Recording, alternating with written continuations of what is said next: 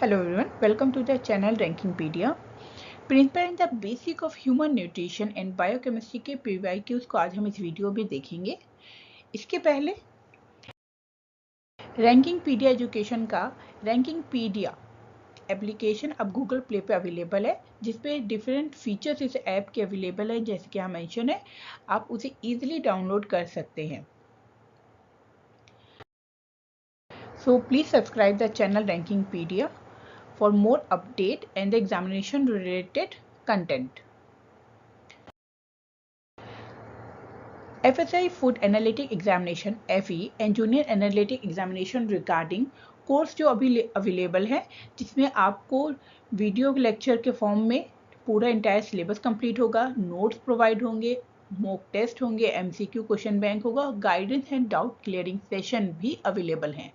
So you can easily download the Google Play app Rankingpedia, or you can call this number. So start करते हैं अब question answer. So start करते हैं question answer के सेशनिंग को, जो कि बेसिकली PYQs हैं। So question 1, a substance needed by the body for the growth, energy, repair and the maintenance is called. तो कौन सा सब्सटेंस होता है जिसके लिए आपकी बॉडी को इसकी क्यों जरूरत है? ग्रोथ के लिए, एनर्जी रिक्वायरमेंट करता है, रिपेयर में भी हेल्प करता है और मेंटेनेंस में भी हेल्प करता है। There are 4 option. Option A nutrient, option B carbohydrate, option C is the calories and option D is the fatty acid. अगर आपने इससे पहले के प्रीवियस ईयर के जो इतने वीडियो अवेलेबल हैं फूड एंड न्यूट्रिशन से रिगार्डिंग, उसमें मैंने सबसे पहले लेक्चर में ये बताया था, सेकेंड लेक्चर में, कि आपकी बॉडी को न्यूट्रिशन की ज़रूरत ही क्यों पड़ती है, क्यों आपकी बॉडी न्यूट्रिशन पे डिपेंडेंट है। तो जाहिर सी बात है, अगर हम बात करेंगे इस क्वेश्चन की, तो growth, energy and repair and maintain के लिए जिस सब्सटेंस की ज़रूरत है आपकी बॉडी को, वो है न्यूट्रिएंट। यानी कि क्वेश्चन नंबर 1 के लिए option A is a right option. बात करते हैं क्वेश्चन नंबर 2 की। All of the following are a nutrient found in a food except. अब देखिए, यहाँ पे एक वर्ड है एक्सेप्ट, मतलब फूड में ये सारे न्यूट्रिशन पाए जाते हैं किसी एक को छोड़ के, जो आपको ऑप्शन दिए गए हैं। So option A is a plasma, option B is a protein, option C is a carbohydrate and option D is a vitamin. अब देखिए, प्रोटीन, कार्बोहाइड्रेट, विटामिन क्या है? न्यूट्रिएंट ही है। ठीक है, डेट मीन आपकी बॉडी को उनको रिक्वायरमेंट है। तो ऐसा कौन सा न्यूट्रिएंट है जो कि फूड में नहीं पाया जाता? वो है प्लाज्मा। प्लाज्मा क्या है? प्लाज्मा बेसिकली सेल का सबसे आउटर मोस्ट लेयर होता है, जो कि एनवायरनमेंट से और सेल का जो इंटरनल एनवायरनमेंट है उसको सेपरेट करके रखता है। तो क्वेश्चन नंबर 2 का जो राइट आंसर होगा वो होगा ऑप्शन नंबर ए।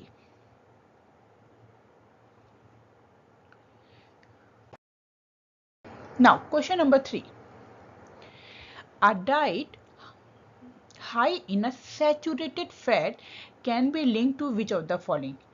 So डाइट माने जो फूड है उसमें अगर हाई अमाउंट में कौन है? सैचुरेटेड फैट है। ठीक है, तो कौन सा कंडीशन हो सकता है या क्या चीज़ लिंक कर सकती है? Option A is a kidney failure, option B is a bulimia, option D एग्रोनेरिया, option D is a cardiovascular disease. तो देखिए, अगर हम फैट की बात करते हैं, ठीक है, जब आप बॉडी में अगर हम फैट की बात करते हैं, तो फैट जब सैचुरेटेड, हाई अमाउंट में हम सैचुरेटेड फैट ले रहे हैं, तो वो क्या होता है? कार्डियोवेस्कुलर डिसीज को जनरेट करता है। ठीक है, अब जो ये कार्डियोवेस्कुलर डिसीज है, तो बेसिकली क्यों फैट से ज़्यादा ये हम डायरेक्टली लिंक करते हैं? इसका कारण ये है कि देखिए, जो हमारी जो वेन्स होती हैं, ठीक है, उनमें जो है ब्लड पंप होता है, ठीक है, जो इसमें ट्रेवल करता है। अगर हम हाई अमाउंट में सैचुरेटेड फैट ले रहे हैं या किसी भी टाइप का बैड फैट कंटेंट ले रहे हैं, तो उसकी वजह से क्या होता है, यहाँ ऐसे ब्लॉक फॉर्म में जो ये फैट है वो स्टोर होने लगता है। ठीक है, जिसकी वजह से क्या होता है, ये जो ब्लड इजीली पहले ट्रेवल कर रहा था, अब उसे प्रॉब्लम होती है ट्रेवलिंग में, जिसके कारण बहुत से डिसीज हो जाते हैं कार्डियोवेस्कुलर रिगार्डिंग। ठीक है, इसी वजह से जो हाई सैचुरेटेड फैट आपकी अगर डाइट में बहुत ज़्यादा है, तो वो किससे लिंक करता है? कार्डियोवैस्कुलर डिसीज यानी कि हार्ट और वेसल से रिलेटेड जो डिसीज होती है वहाँ पे वो ट्रिगर करता है या फिर लिंक करता है। तो क्वेश्चन नंबर 3 के लिए जो राइट ऑप्शन है वो है ऑप्शन नंबर डी। बात करते हैं क्वेश्चन नंबर 4 की। Amylase is a saliva begin the breakdown of the carbohydrate. तो एमाइलेज क्या है? एक एंजाइम है, ठीक है, एक एंजाइम है जो कि कहाँ पाया जाता है? सलाइवा में, यानी कि आपके माउथ की बात कर रहा है, ठीक है। जब हम फूड को च्यूइंग करते हैं ना तो सलाइवा में मिक्स होता है। वो किसका ब्रेकडाउन करता है? कार्बोहाइड्रेट का ब्रेकडाउन करता है। अब किस में करेगा? जैसे कि रानी जो लेक्चर तो उसमें अवेलेबल था कि कार्बोहाइड्रेट जो है वो बेसिकली क्या होता है, शुगर फॉर्म में, आपके sugar different type of sugar में मिक्स होते हैं और सिंपल शुगर से कॉम्प्लेक्स शुगर में फॉर्म होते हैं, जिनका फॉर्मूला है हाइड्रेट ऑफ कार्बन CH2N, ठीक है। तो यहाँ जो ऑप्शन है, option number A is a fatty acid, option number B is a polypeptide, option number C is amino acid and option D is a simple sugar. तो amylase है, किस पे काम कर रहा है? कार्बोहाइड्रेट पे काम कर रहा है, तो उसे किस में ब्रेक करेगा? सिंपल शुगर में। फैटी एसिड अलग है, पॉलीपेप्टाइड अलग है, अमीनो एसिड अलग है। देखा जाए तो अमीनो एसिड और पॉलीपेप्टाइड ये एक दूसरे से लिंक करते हैं, ठीक है। अमीनो एसिड की चेन ही पॉलीपेप्टाइड्स बनाती है, यानी कि बी और सी ऑप्शन तो ऐसे भी नहीं हो सकते थे। फैट यहाँ पे आ ही नहीं सकता क्योंकि एमाइलेज है, कार्बोहाइड्रेट पे वर्क कर रहा है। तो इसका जो ऑप्शन नंबर डी है फॉर द क्वेश्चन नंबर 4 वो इसका राइट आंसर है। Now question number 5, your body need vitamins and minerals because. आपकी बॉडी में विटामिन और मिनरल्स की क्यों नीड होती है? Now there is a 4 option. Option A is a they give the body energy, option B they help carry out the metabolic reaction, option C they insulate the body organs, option D they withdraw heat from the body। अब देखिए, vitamin और minerals की आपकी body में need इसीलिए होती है क्योंकि ये हेल्प करते हैं मेटाबॉलिक रिएक्शन में, ठीक है। तो ऑप्शन नंबर बी जो है वो इसका एक्यूरेट आंसर है। अब क्यों है? देखिए, जो विटामिन और मिनरल्स होते हैं वो बहुत ही ट्रैक अमाउंट में आपकी बॉडी को उसकी नीड होती है, ठीक है। और वो डिफरेंट टाइप के आपके जो मेटाबॉलिक एक्टिविटी है, एनाबॉलिक, कैटाबॉलिज्म, वहाँ एज अ को फैक्टर, वहाँ एज अ एनर्जी को इनिशिएट करने में, उसे फास्ट अप करने में, तो इस तरीके के डिफरेंट रोल प्ले करते हैं विटामिन और मिनरल्स। बाकी ऑप्शन देखिए तो they give the body energy, नहीं, बॉडी एनर्जी देने के लिए कार्बोहाइड्रेट है, फैट है। ऑप्शन सी कह रहा है तो ये यानी कि ए तो गलत हुआ। ऑप्शन सी कह रहा है दे इंसुलेट द बॉडी ऑर्गन। भाई बॉडी ऑर्गन को इंसुलेट करने के लिए मिनरल्स क्या करेगा? उसके लिए तो फैट ही काफ़ी है। Option D they withdraw the heat from the body. अब बॉडी से हीट विड्रॉ करने का तो कोई कॉन्सेप्ट ही नहीं आता।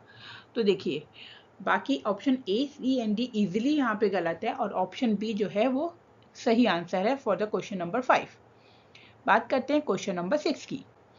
तो food pass through the stomach directly by. अब यहाँ फूड का पूछा है कि जो फूड है वो स्टमक से कहाँ जाता है।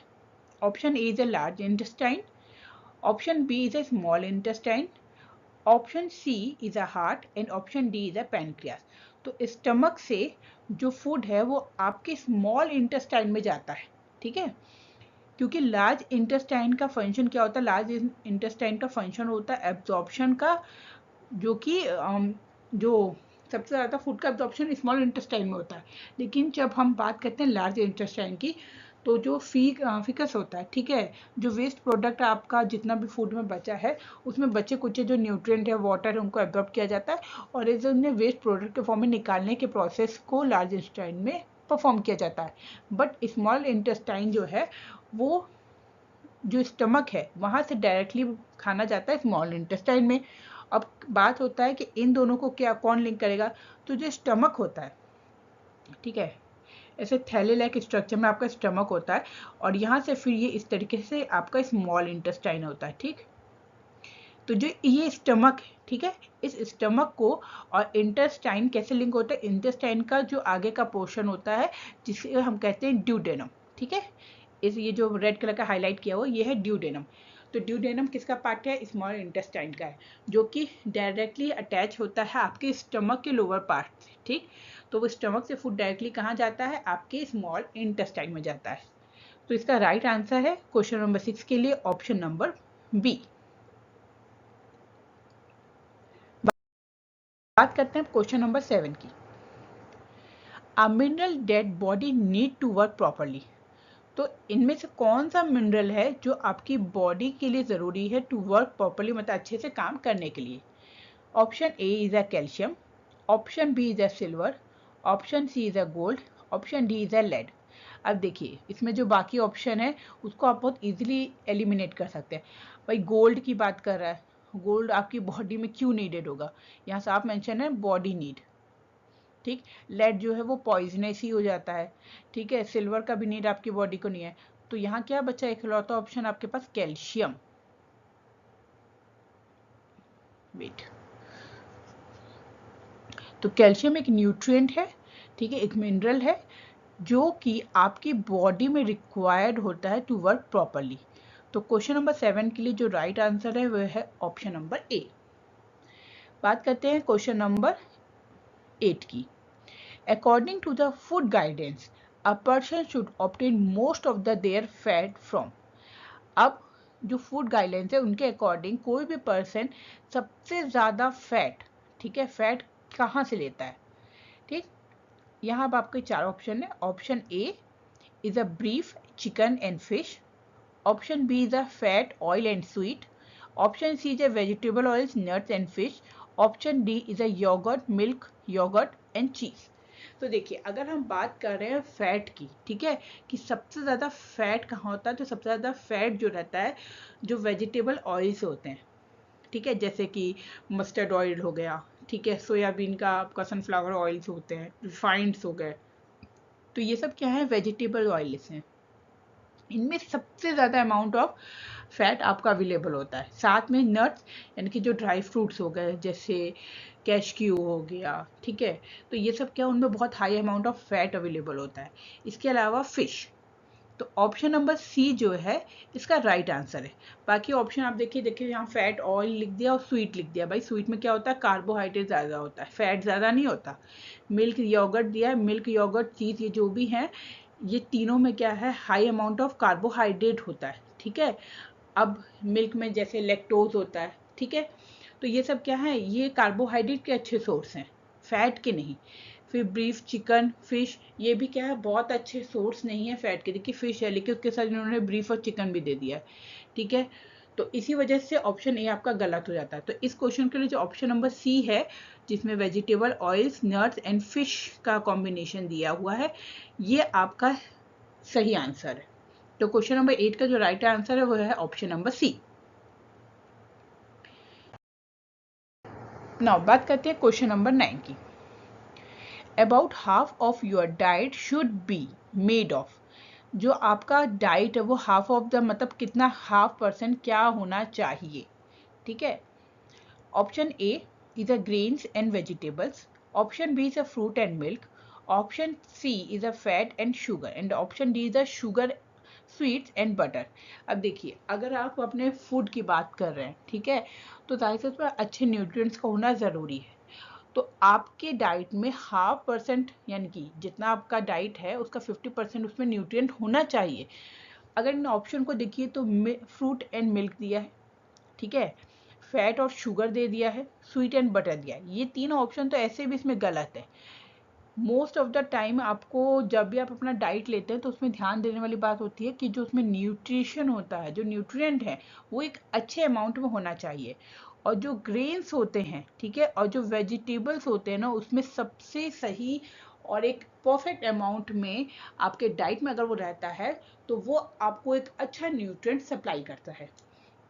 तो क्वेश्चन नंबर 9 के लिए जो ऑप्शन नंबर ए है वो है राइट आंसर। बात करते हैं क्वेश्चन नंबर डी की। A dash किया हुआ है is a unit of energy that indicate the amount of energy contained in a food। अब फूड में हम कह रहे हैं कि एनर्जी होता है, तो उस एनर्जी अमाउंट ऑफ एनर्जी का कोई यूनिट होना चाहिए, वो क्या होगा? तो नाउ यहाँ फिर अगेन 4 ऑप्शन है. Option A is a label, option B is a food guidance pyramid, option C is a calories and option D is a basket. देखिए मोस्ट ऑफ द टाइम इस यहाँ जो ऑप्शन दिए ना वो इजीली आप बहुत एलिमिनेट कर सकते हैं. बास्केट ये कभी हो ही नहीं सकता किसी का. ठीक है, फूड पिरामिड गाइडलाइंस, ये तो गाइडलाइंस है ना, गाइड है. लेबल किस चीज़ का लेबल, तो जो कैलोरीज है, ठीक है, तो आपका जो फूड में अमाउंट ऑफ एनर्जी होता है उसे हम किस यूनिट में गाइड करते हैं या किस यूनिट में यूज़ करते हैं, वो है कैलोरीज के फॉर्म में. तो क्वेश्चन नंबर 10 के लिए जो राइट आंसर है वो है option number C.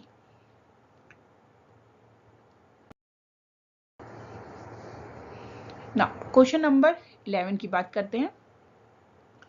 Out of the following hydrogen bonding scheme shown by, यहाँ पे जो ये डॉट डॉट लाइन है वो हाइड्रोजन बॉन्ड शो कर रहा है.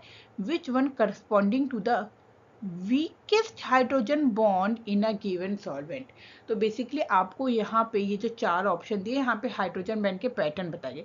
ये डॉट डॉट क्या है, हाइड्रोजन बॉन्ड है. ठीक, इनमें चारों में, इन 4 ऑप्शन में आपका जो सबसे वीक हाइड्रोजन बॉन्ड है आपको उसको बताना है. अब देखिए ऑप्शन 1 जो है उसमें दोनों साइड में क्या है, ऑक्सीजन है, बीच में हाइड्रोजन है. ऑप्शन बी में एक साइड में नाइट्रोजन, एक साइड में ऑक्सीजन. ऑप्शन सी में अगेन एक साइड ऑक्सीजन, एक साइड नाइट्रोजन. और ऑप्शन डी में क्या है, नाइट्रोजन नाइट्रोजन. अब देखिए ऑप्शन नंबर 2 और जो 3 है, ठीक है, अगर उनकी बात करें तो अप्रोक्सीमेटली सेम है. एक बार ऑक्सीजन इधर है, नाइट्रोजन इधर है, एक बार नाइट्रोजन इधर है, एक बार ऑक्सीजन ही है. तो डेट मीन्स ये वीक हाइड्रोजन बॉन्ड में तो नहीं आएगा. ठीक है, अब बात कर लेते हैं ऑप्शन नंबर ए, ठीक है, और ऑप्शन नंबर 4 की, यानी कि 1 और 4 में से ही मेरा कोई एक आंसर राइट होगा. अब वीक हाइड्रोजन बॉन्ड की बात कर रहा है तो यहाँ पे हम ये देखेंगे कौन ज़्यादा इलेक्ट्रोनेगेटिव है. ठीक, ऑक्सीजन, क्योंकि देखिए हाइड्रोजन कॉमन है तो बचा क्या मेरे पास, ऑक्सीजन एंड नाइट्रोजन. वेट,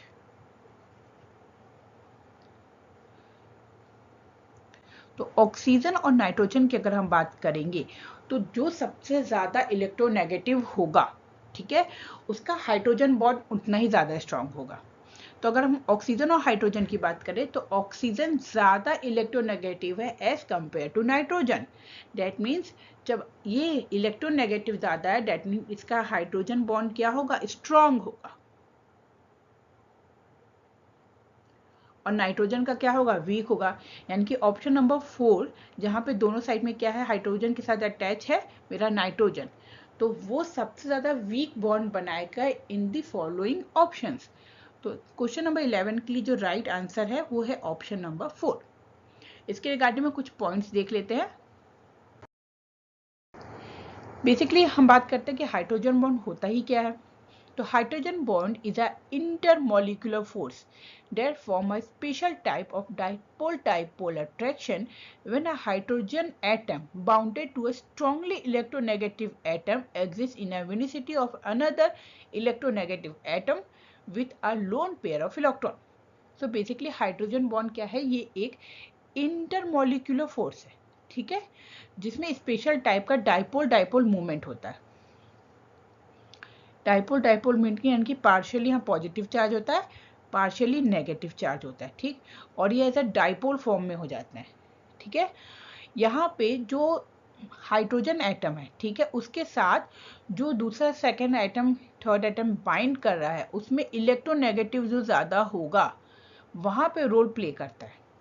ठीक है, तो ये और वो क्यों प्ले करता है, क्योंकि जो हाईली इलेक्ट्रोनेगेटिव एटम्स होते हैं उनके पास क्या होते हैं, with lone pair of electrons होते हैं, जिसकी वजह से वो ज़्यादा स्ट्रॉन्ग वहाँ पे बिहेव करते हैं. Next point is the intermolecule force occurs between molecules. यानी कि ये जो इंटरमॉलिक्यूलर फोर्स है हाइड्रोजन बॉन्डिंग, वो क्या होता है, दो मॉलिक्यूल्स के बीच में होता है. A hydrogen atom is an attraction between the two atom that directly participate in a other chemical bond.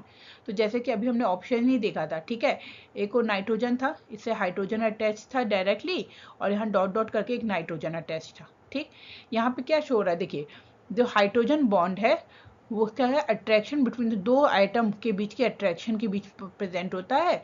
और साथ में साथ हाइड्रोजन बॉन्डिंग तो वहाँ फॉर्म हो ही रहा है, लेकिन साथ में अदर केमिकल्स बॉन्ड भी वहाँ अवेलेबल होता है। जैसे अभी वाला जो क्वेश्चन था, वहाँ पे एक नाइट्रोजन और हाइड्रोजन के बीच क्या था, डायरेक्टली सॉलिड लाइन दी हुई थी, ठीक है, डेट मीन्स वो केमिकल बॉन्ड है, ठीक। लेकिन जहाँ पे इस हाइड्रोजन की और इस नाइट्रोजन की बात हो रही है, वहाँ पे डॉटेड फॉर्म में हाइड्रोजन बॉन्ड दिखाए गए थे, ठीक है। इसका यहाँ यही एक्सप्लेनेशन है।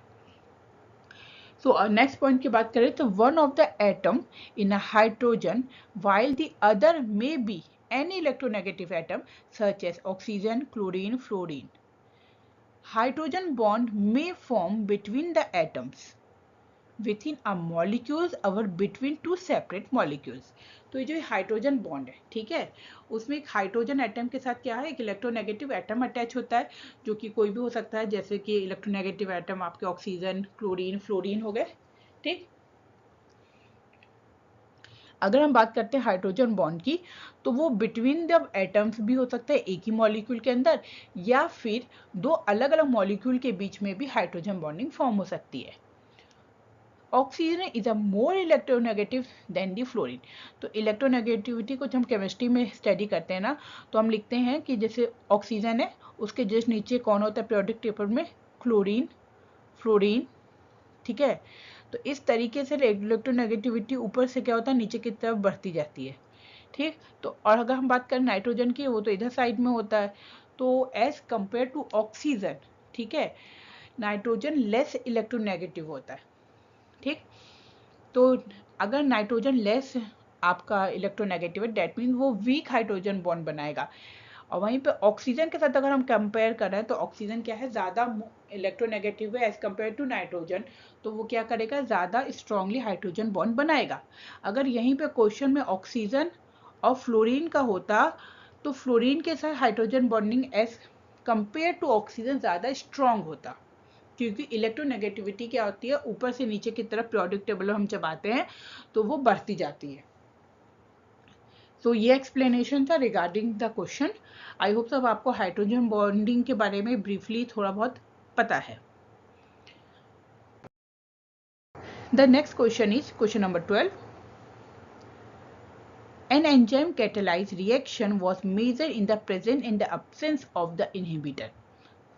ओके, इनहिबिटर्स की बात कर रहा है, एंजाइम कैटलिज्म की बात कर रहा है, ठीक है। फॉर अनकॉम्पिटेटिव इनहिबिशन, देखिए फर्स्ट ऑफ ऑल यहाँ देखिए आपको पता होना चाहिए इनहिबिटर होते क्या है। तो इनहिबिटर क्या होते हैं, पर्टिकुलर एक टाइप के सबस्टेंस मॉलिक्यूल्स होते हैं जो क्या करते हैं, किसी भी केमिकल रिएक्शन को इनहिबिट यानी कि रोक देते हैं, ठीक है। तो कोई भी अगर कोई केमिकल रिएक्शन होता है, उसको कोई इनहिबिट करता है, तो वो इनहिबिटर हो उस रिएक्शन के लिए। तो ये इनहिबिशन के प्रोसेस को हम कैटेगराइज करते हैं तीन, ऐसे मोस्टली पहले हम दो फॉर्म में करते हैं, रिवर्सिबल एंड इरिवर्सिबल। देन उसे अगेन हम थ्री भाग में डिवीजन करते हैं, जिसमें हमारा competitive inhibition, uncompetitive and non competitive inhibition की बात करते हैं। अब यहाँ क्वेश्चन पूछा है अनकॉम्पिटेटिव इनहिबिशन की, तो रिगार्डिंग दिस एक हम ग्राफ पहले स्टडी कर लेते हैं। तो इस जो ग्राफ है, ठीक है, उसमें y एक्सेस है, ठीक, ये मेरा y है, ये मेरा x एक्सेस है। ये जहाँ पे परपेंडिकुलर यहाँ पे गिर रहा है इस लाइन पे, इसको हम कहेंगे 0। और यहाँ क्या होगा, यहाँ प्लस नंबर इंक्रीज कर रहे हैं और इधर क्या है, नेगेटिव नंबर इंक्रीज कर रहे हैं, ठीक है। ये एक नॉर्मली ग्राफ को रिप्रेजेंट करने का तरीका हुआ, एक्स एक्सिस वाई एक्सिस, कहाँ पॉजिटिव है कहाँ नेगेटिव है। अब देखिए जब इनहिबिटर हो नहीं है, ठीक है, पहले हम देखते हैं जब इनहिबिटर नहीं होता है, तो जब हम एंजाइम काइनेटिक्स को स्टडी करते हैं, तो हम ये देखते हैं कि ये जो है एक्स एक्सिस वो एस माने सबस्ट्रेट है, ठीक है। तो ये सबस्ट्रेट का एक वैल्यू यहाँ पे दिखा रहा है, ठीक है, कि पर्टिकुलर जब इस अमाउंट ऑफ सबस्ट्रेट यूज हो रहा है, तो मेरा क्या है, वेलोसिटी, जो वेलोसिटी मैक्सिमम वेलोसिटी यहाँ पे, ठीक है। ये इस पॉइंट को जहाँ पे एक्स एक्सिस को हमारा वाई एक्सिस पे पर्टिकुलर इनहिबिटर का जो लाइन कट कर रहा है, इस पॉइंट को हम कहते हैं यहाँ पे Km/Vmax, ठीक है। यहाँ पे क्या हुआ, जब इनहिबिटर नहीं है तो पर्टिकुलर इस इतने सबस्ट्रेट की नीड होती है इतने Vmax को आपके वेलोसिटी को गेन करने में, पहुंचने में। बट जब हम इनहिबिटर के साथ इंटरेक्ट कर रहा है, ठीक है, इनहिबिटर जो कि इनहिबिट करता है उस रिएक्शन को, तो उस समय क्या हुआ, इस amount of substrate, S for substrate, तो इस अमाउंट ऑफ सबस्ट्रेट यूज हुआ और करीब इतना वेलोसिटी उसको लगा यहाँ तक पहुँचने के बाद उसको रिएक्ट करने में। तो अगर हम इस ग्राफ को इजीली देखें तो हम यहाँ देख सकते हैं यहाँ पे क्या हुआ, यहाँ देखिए इनहिबिटर और नॉन इनहिबिटर के बीच इतना सबस्ट्रेट का डिफरेंस है, ठीक है, और यहाँ पे आप देखिए वेलोसिटी का भी इतना डिफरेंस आ गया, ठीक। तो जब हम अनकॉम्पिटेटिव इनहिबिशन की बात करते हैं उस कंडीशन में हमारा Km रिड्यूस हो जाता है, साथ में हमारा जो Vmax है वो भी रिड्यूस हो जाता है। Km क्या है, Km बेसिकली किसी भी सबस्ट्रेट का वो अमाउंट होता है, एक मिनट, हाँ, तो मैं बात करती थी Km की, तो Km क्या है, किसी भी सबस्ट्रेट का वो अमाउंट जब उसका उतना अमाउंट यूज हुआ तो जो रिएक्शन है वो अपने हाफ ऑफ Vmax के पास हो, ठीक है, यानी कि वो अपनी मैक्सिमम वेलोसिटी को हाफ क्रॉस कर जाए, उस अमाउंट ऑफ सबस्ट्रेट वैल्यू को ही हम क्या कहते हैं, Km कहते हैं, ठीक। अब बात करें Vmax क्या है, तो Vmax is a maximum velocity, यानी कि किसी भी रिएक्शन की वो मैक्सिमम वेलोसिटी, उससे ज़्यादा वो वेलोसिटी आगे नहीं बढ़ेगा, उसके बाद वो कांस्टेंट हो जाता है, ठीक। तो ये था Km क्या है, Vmax क्या है, साथ में सबस्ट्रेट एंड वेलोसिटी के साथ हम यहाँ पे देखते हैं इस ग्राफ को, और आप इजीली देख सकते हैं जब इनहिबिटर है और जब इनहिबिटर नहीं है उन दो केसेस में क्या डिफरेंस आ रहा है, आपके सबस्ट्रेट पे डिफरेंस आ रहा है और वेलोसिटी पे आ रहा है। सबस्ट्रेट, अगर हम सबस्ट्रेट के डिफरेंस की बात कर रहे हैं तो सबस्ट्रेट को यहाँ पे Km के फॉर्म में लिखा जाता है जो कि रिड्यूस हो गया। अब जाहिर सी बात है जब सबस्ट्रेट रिड्यूस हो गया है तो यहाँ जो वेलोसिटी है Vmax है वो भी यहाँ पे रिड्यूस हो जाता है in the case of uncompetitive inhibition. अगर हम अदर टाइप के इनहिबिशन की बात करें जैसे कि कॉम्पिटेटिव हो गया, नॉन कॉम्पिटेटिव हो गया, वहाँ पे सिनेरियो Km का और Vmax का कंप्लीटली चेंज होता है, लेकिन यहाँ पे हम सिर्फ देख रहे हैं अनकॉम्पिटेटिव इनहिबिशन की। जैसे कि अभी इस क्वेश्चन में आपने देखा कि यहाँ पूछा है कि अनकॉम्पिटेटिव इनहिबिशन है तब क्या है, तो हमने अभी देखा था कि हमारा Km और Vmax दोनों डिक्रीज किया, तो ऑप्शन ए कह रहा है only Km increase, option B इसे Km and Vmax are decrease, option C Vmax decrease, and option D both Km Vmax are not affected. तो ऑप्शन नंबर 2 जो कि हमने अभी इजीली ग्राफ में देखा कि क्यों ऑप्शन नंबर 2 हमारा राइट है, तो अनकॉम्पिटेटिव इनहिबिशन के केस में हमारा Km एंड Vmax दोनों क्या हो जाते हैं, रिड्यूस हो जाते हैं, ठीक है। तो ये था अनकॉम्पिटेटिव इनहिबिशन की रिगार्डिंग में ना। अगर आपको वीडियो अच्छा लगा हो तो प्लीज़ वीडियो को लाइक करिएगा, चैनल को सब्सक्राइब करिएगा। Thank you for watching.